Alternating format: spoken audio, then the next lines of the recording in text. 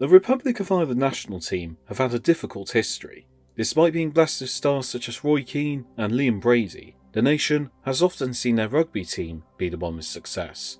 But in the 1980s, it all changed, from an unlikely hero. Legendary England and Leeds centre-back Jackie Charlton would take charge in 1986, with the Republic of Ireland having never previously qualified for a major tournament.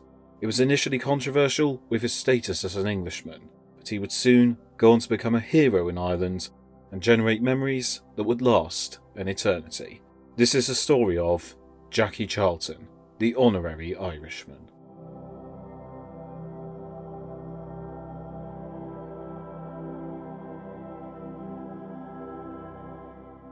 The Republic of Ireland national team had little to smile about in their early years, not qualifying for any World Cups or European Championships, but had some saving graces in reaching the quarter-finals of the 1924 Olympic Games and becoming the first team outside the home counties to defeat England at Wembley. After missing out on qualification for the 1986 World Cup, they were about to appoint a manager who would change their fortunes forever. Jackie Charlton had experienced one of the greatest careers in English football.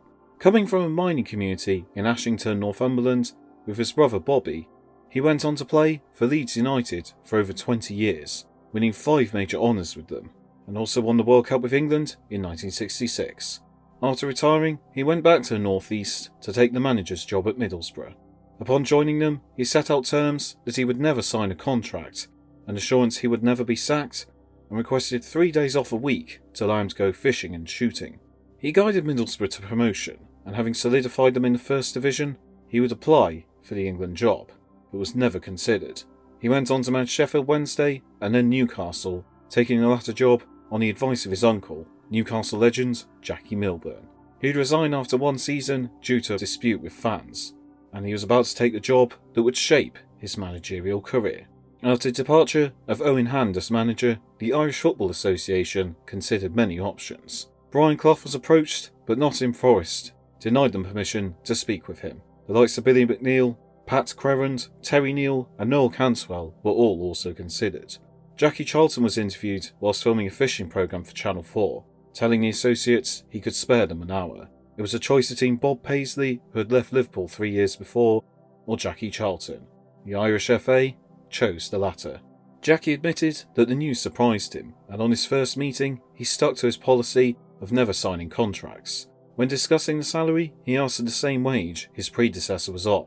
Upon being handed a piece of paper with said number on it, he said, "Not that much of a fucking honour," and pushed the paper back. Politically, it would be hard for an Englishman to win over the Irish public, with IRA tensions at an all-time high, and upon his arrival, he was met by a flag that said "Go Home, Union Jack." But Charlton would work towards breaking through, and made sure to ring the changes. On his first training session, he was straight to the point about how they would play, making sure to simplify things and trust his players. He favoured a more direct approach, and aimed to build a tight-knit unit. New eligibility laws meant Charlton looked to England for players of Irish descent, as he felt he had to compete with the best of the world and needed to go to England to find it. Through this, he would get players such as John Aldridge, Ray Houghton and Andy Townsend. People joked that the FAI now stood for Find Another Irishman.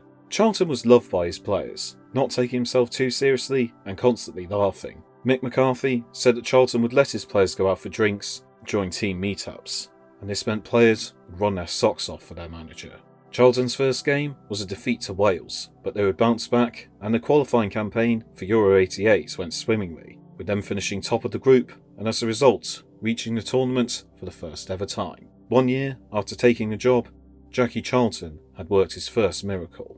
He would also win them the Icelandic Triangular Tournament. They would travel to West Germany, where they were in a group with the Netherlands, the Soviet Union, and most importantly, England. Having been met with scepticism by many of the Irish fan base at first, it was a chance for Jackie to prove he was one of them. In the 6th minute in Stuttgart, a header from Ray Houghton gave Ireland a lead, and a solitary goal would be enough. Against all the odds, Jackie Charlton had beaten his fellow Geordie Bobby Robson's side, and given Ireland a perfect introduction to life in a major tournament. After the game, he said he had no mixed feelings at all about beating his home nation. This was followed up with a 1-1 draw against the eventual finalists in the Soviet Union, but unfortunately they lost to eventual winners the Netherlands thanks to a Willem Kieft header, and as a result would crash out at the group stage. Despite falling at the first hurdle, they could walk away with their heads held high, with 250,000 people lining the airport to welcome them home. The best, though, was yet to come. Ireland would only get 1 point from their first 3 games in qualification for the 1990 World Cup, but a 1-0 win over Spain turned things around. This was the first of 5 consecutive wins that would see them finish second at the group, and as a result, qualify for a World Cup for the first time. Ireland experienced scenes like never before during the tournament. Around 30,000 fans were estimated to have travelled to Italy, many of whom had never been abroad before. During games, streets were deserted and the buses stopped running, with Mick Jagger and Prince cancelling shows in Ireland as a result. The trip to Italy was such a big deal that Ireland was practically brought to a standstill. Having devoted so much of its history to Gaelic games and rugby, suddenly it was football on everyone's minds. Charlton prepared his players for the Italian heat by getting them to train wearing 3 layers and heavy coats. They travelled to Italy with high hopes and would once again start their campaign against England. This time it was the English who netted early, with Gary Lineker scoring in the 9th minute, but Kevin Sheedy netted in the 73rd minute to thwart any chances of English revenge. This was followed by a game against Egypt, which finished as a 0-0 draw. Their final game was another rematch against the Netherlands, which this time finished as a 1-1 draw. Ireland would have an identical record to the Dutch at the conclusion of the group stages, but would end up advancing by virtue of drawing lots that saw them go through as runners-up. Ireland were now in the knockout stages and would travel to Genoa to face Romania in a round of 16. The entire country would watch as Ireland faced the biggest game in their history. The game finished 0-0 and would go to penalties as a result. Jackie Charlton was so tense in between the final whistle and the shootout, he went to a fan behind the dugout and asked for a cigarette to help ease his nerves. Both Ireland and Romania scored their first 4 penalties, but when Daniel Timofte took his turn, Celtic goalkeeper Paki Bonner dived to his right and saved it. Ireland were 1 kick away from the quarter-finals. This task would be left to Arsenal centre-back David O'Leary. He did not disappoint, tucking his effort away and quickly being swamped by his joyous teammates, as the Irish painted Genoa green. Ireland had gone further than they ever had before, and were hoping to not stop there. Jackie Charlton had promised his squad that if they reached a knockout round, he would allow them to meet the Pope, and he was good on his word. Upon meeting John Paul II, His Holiness saw Charlton and said, "I know you, you're the boss." The Pope, who had played as a goalkeeper in his youth, spoke to Paki Bonner and said he would be paying special attention to him. In the build-up to the game, Charlton and his players would enjoy Guinness in the hotel to relax themselves. They would travel to Rome to face the host Italy with high hopes, but sadly, the dream would end there. In the 38th minute, Roberto Donadoni had a shot that was awkwardly parried away by Bonner, and it was met on the rebound by Salvatore Schillaci, who slotted it in.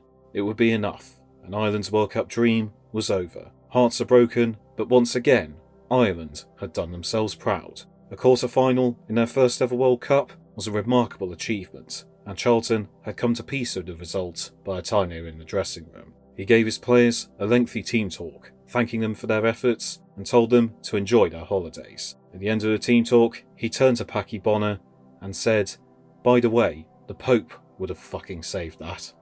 The memories of Italia 90 remain strong in the hearts of Irish football to this day, an unforgettable summer they could never have dreamed of 4 years before, but he would still be in the job for another 6 years. Ireland failed to qualify for Euro 92, but their qualification campaign for the World Cup in 1994 was a success, finishing with a tense encounter against Northern Ireland in Belfast. When the Northern Irish took the lead, their assistant manager Jimmy Nicholl shouted "Up yours" to Charlton's assistant Maurice Setters. Alan McLaughlin would level the scores 4 minutes later, and the game finished 1-1. At full time, Charlton approached Northern Ireland's manager Billy Bingham and said, "Up yours too, Billy."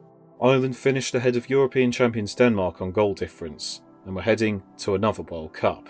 In the build-up to the tournament, Ireland had hoped to have games in Boston and Chicago, which had large levels of Irish heritage. However, their fixtures meant they would have to be based in New York. Their first game was against Italy in New Jersey, and they expected to be outnumbered by the locals of Italian descent. But as Charlton's team arrived a swarm of green shirts at the stadium, Jackie Charlton turned to forward Tony Cascarino and said, "You're the only fucking Italian here." There may have been fears that Italy, now managed by Arrigo Sacchi and with the great Roberto Baggio in their side, could thwart Ireland again. But the luck of the Irish was brought back, as an 11th minute goal from Ray Houghton saw Ireland emerge from the giant stadium with victory. It was a spirited performance, with Paul McGrath playing through the pain of a knee injury to inspire his side to a clean sheet, and at one point blocked a shot from Roberto Baggio with his face. Next up was a game against Mexico.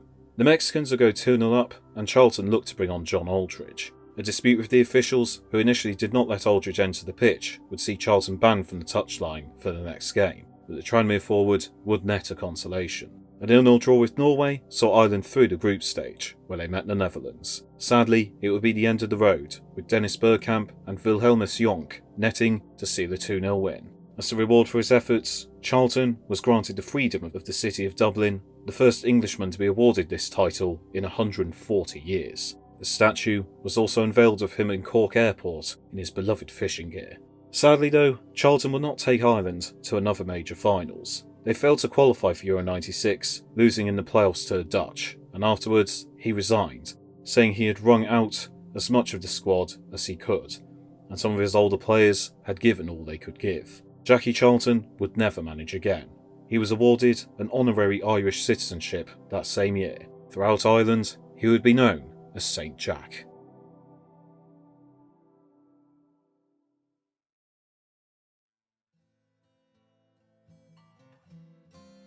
Ireland have only qualified for 3 major tournaments since the departure of Jackie Charlton, only advancing from the group stage once. They were guided to their only World Cup appearance since by one of Charlton's stalwarts in Mick McCarthy. Were it not for Charlton, they still may never have qualified for a tournament at all. Jackie Charlton's work at Ireland was incredible. In 4 years, he turned a nation apathetic about football and more interested in Gaelic games and rugby into one that went football mad and entered a standstill to cheer on their team. For an Englishman to be so widely adored and called a saint in Ireland is truly a sign of how football can unite people, and Charlton truly became an Irishman in his time at the helm and remains adored in Irish football. He took Ireland to heights they had never dreamed of, and for a nation who before him had never qualified for a World Cup, and at the time of recording have not played in the World Cup for over 20 years, to reach a quarter-final is miraculous. Jackie Charlton came to Ireland as an outsider, but when he left, he was truly as green as they come. Thank you for taking the time to watch this video on the AFC Finners channel. If you'd like to see more videos like this, please have a look at the channel down below and check out the hundreds of videos available. If you'd like to support the channel on Patreon, you can do so in the link below for as little as £1 a month. Please let me know what you thought of this video and what topic you'd like me to cover next. See you next time.